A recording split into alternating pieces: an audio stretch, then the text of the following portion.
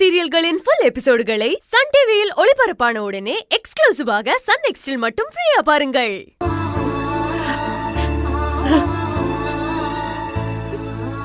Uncle, உயிருக்கு உயிரா நேசிக்கிறவங்க பிரிஞ்சா கூட அந்த வலியை நம்ம தாங்கிக்கலாம்.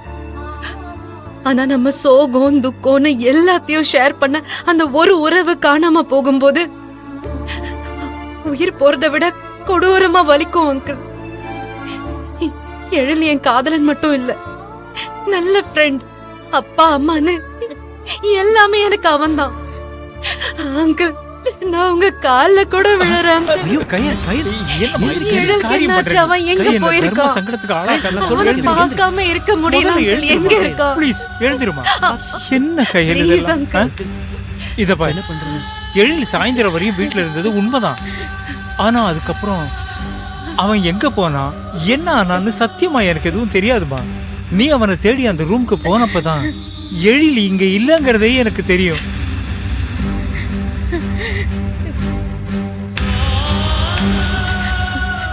போதுமா போதுமா கையல், நீ மட்டும் அவனை தேடி வராம இருந்திருந்தா இந்நேரம் என் பிள்ளை ஏன் கூட இருந்திருப்பான். அவன் தான் உன்னை பார்க்க பிடிக்காம ஒரேடியா விலகிறான்னு தெரியுதுல, அப்புறம் ஏண்டி தேடி வந்து பேசி பேசி அவனை டார்ச்சர் பண்ற? என் பையனை என்கிட்ட இருந்து கொஞ்சம் கொஞ்சமா பிரிச்சது பத்தாதுன்னு இப்ப ஒரு அடி அவனை வீட்டை விட்டு ஓட வச்சுட்டல. ஐயோ இல்ல, இனி காலத்துக்கும் அவன் என்கிட்ட பேச மாட்டான். இப்ப திருப்தி அவனுக்கு.